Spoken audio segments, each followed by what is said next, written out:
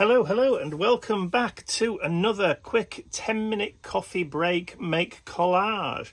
So as you can see, I've got my little timer set up in the top right hand corner so you can see the seconds ticking away as I'm doing this project. So let's just jump in and get started, shall we? Ready? Go. Okie doke. So I was going through some of my old paper pads and collage items that I've cut out of magazines and that kind of stuff the other day, and I came across two items that were from the same paper pad, from the same collection, but not necessarily together. And I looked at them in isolation. They were all right, they were fine.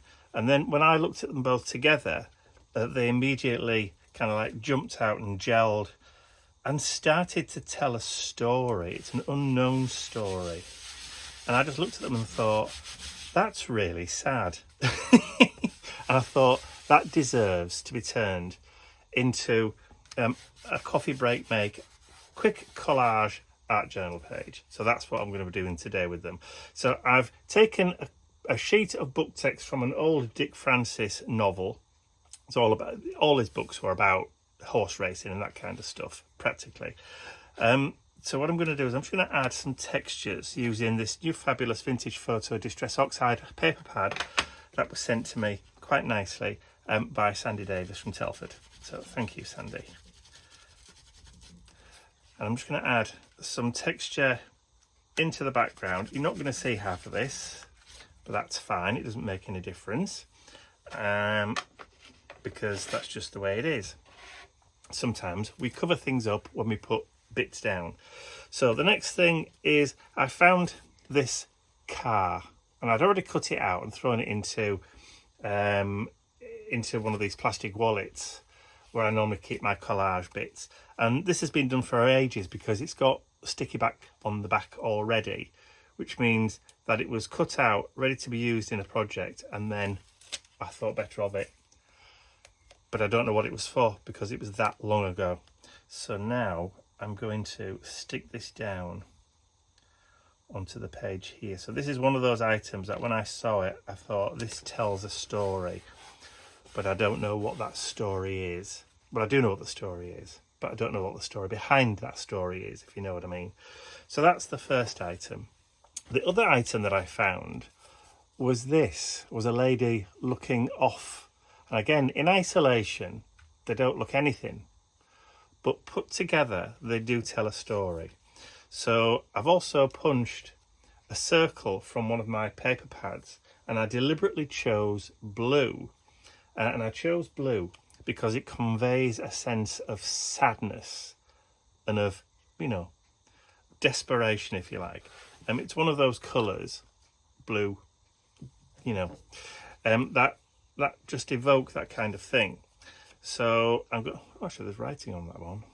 I kind of like that side better than the other. No, we'll stick to what we originally planned. That glue's not the right one either, is it? So I'm just going to put this down. I'm just going to audition her first and then pop that underneath. So that's going to sit behind her head like so. And I've already taken the liberty of going around with lots of distress ink on all these items. So when you're doing your coffee break makes, you can prepare. You don't need to sit, if you haven't got the time, to do all that distressing around the edges. You can do that beforehand and have them just ready. And then she's going to go there. So like I say, sometimes you see a picture in your collection or in a magazine or whatever, and you might think, yeah, I could use that. There's a story behind that. There's definitely a narrative there. And then you can pop it to one side and keep it and think to yourself, I'll create that narrative, I'll create that story, that drama in the art journal page by adding a few other little bits and pieces behind it. Now, all that distressing disappeared, so I'm going to just come back in and add that back in just into that background there because it has vanished. There we go. And then we could just add a little bit more just down here and just maybe a little bit up there.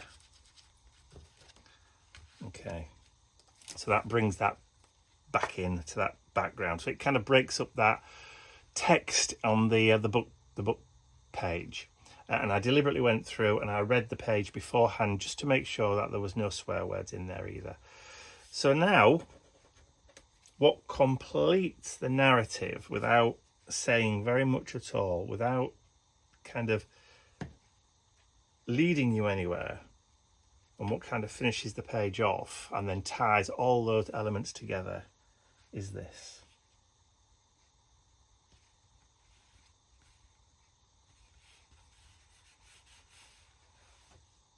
There you go. Please don't go. Now that tells a completely different story, doesn't it? If you just look at those items individually, they don't mean anything. But together, placed in that way, they say a lot more, don't they? So I'm just going to go around, add a bit of pop, just around that focal point. See, already you're making up a backstory. You're making up a reason in your head while you're looking at the page. That narrative is being told. It's like an unspoken narrative. There's nothing explicit. There's nothing overt. It's just there in the back of your mind. There's what's going on, what's happened, what's the story. I need to know more. And there you go. It just goes to show that you don't need a lot to create a lot of impact, and it certainly doesn't have to take a lot of time. I could add splatters, I could add other textures, I could add a bit more, just maybe on her dress there, just to kind of tie it all together. I could maybe just add a little bit on this side, because I've got the luxury of the time. When you look at how long we've been doing it, we haven't been doing it for that long. There's only 7 minutes, look. Plenty of time to create some drama in your coffee break. So I'm going to stop. Do we normally sign these things? No, we haven't normally signed them. So I'm going to stop the timer there. 7.5 minutes. Like I said, you might have a 10-minute coffee break. You've still got time to go to the loo. Hey! So I hope you've enjoyed watching me create this quick collage art journal page with plenty of impact and plenty of narrative.